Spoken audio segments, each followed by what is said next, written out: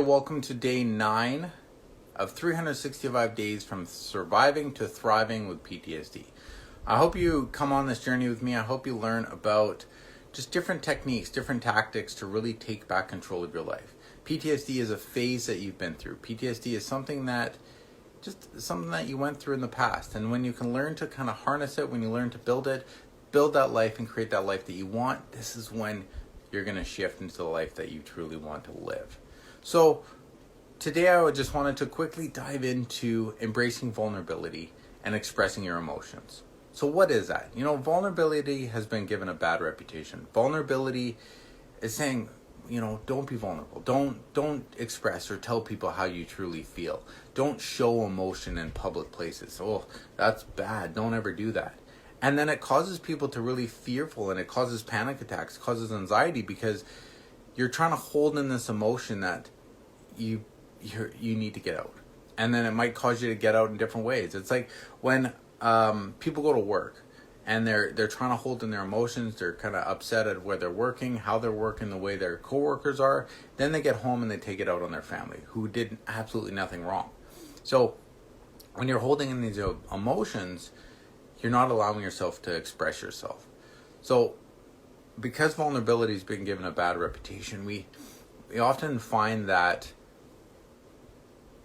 we shouldn't be emotional. We shouldn't be vulnerable to the situations or the places around us, and that's not entirely true. My friends, allow yourself to be vulnerable. Allow yourself to begin to trust people to a limit that's not going to hurt you, though. Right?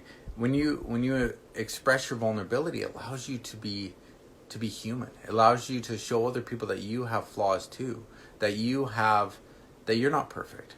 And that's what we go through on a day-to-day basis. We need to show others that, look, what you went through sucked, what I went through sucked, but we're able to move into that life. We're able to move into that place where, look, I can release my emotions. I can allow people to be vulnerable and show people that I'm vulnerable because of the direction that I want to go in my life.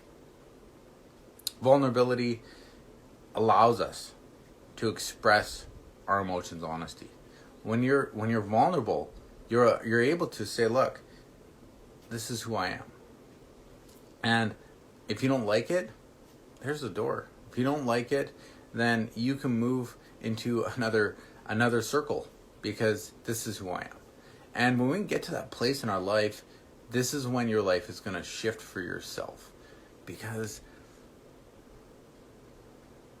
you take back control. You take back control of the blessing that you've been given of your true self.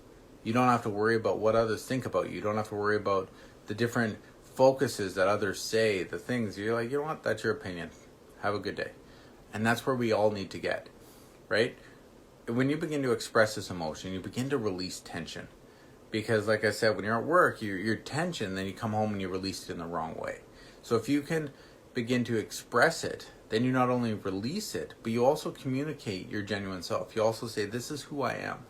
Love me, don't love me. It doesn't matter, right? I come on here every day, I do my lives, and this is who I am. I'm being my genuine self. I don't need to talk to absolutely everybody.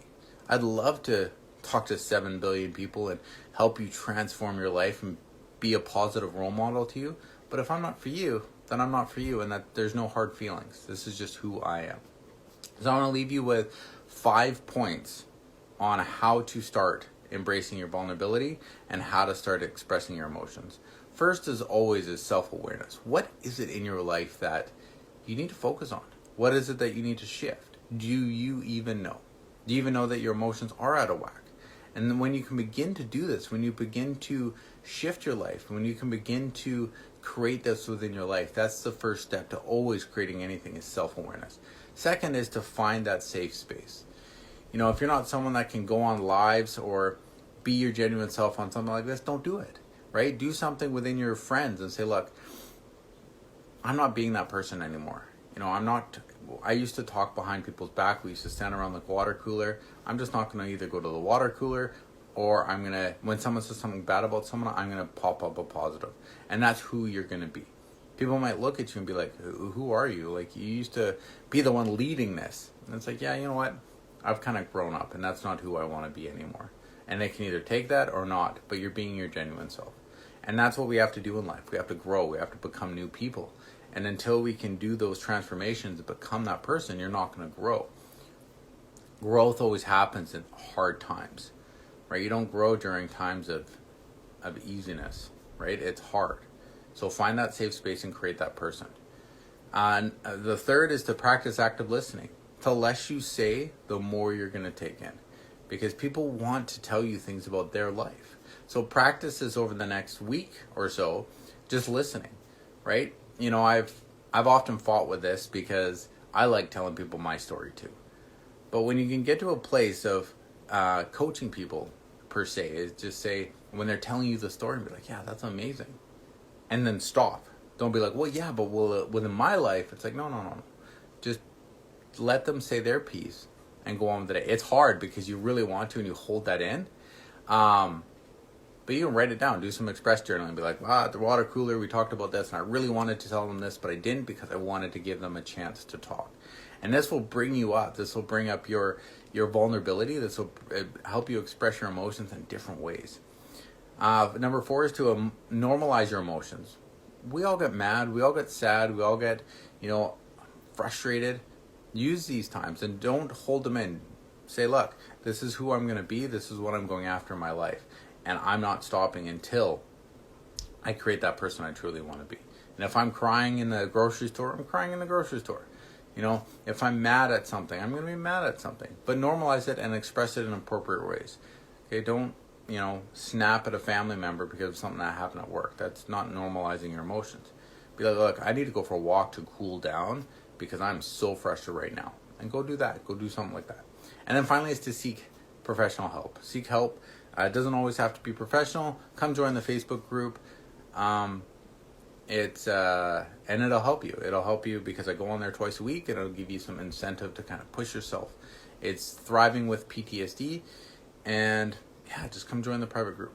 And that'll give you some help. If that's not working, go seek professional help. Go seek a counselor, a therapist, get a coach. Someone that's going to push you to that next level and create that life that you want. I hope this helped. This is day 9 of 365 days from surviving to thriving. Join me on here live tomorrow when we're on day number 10. And remember, love you all, and there's nothing you can do about it.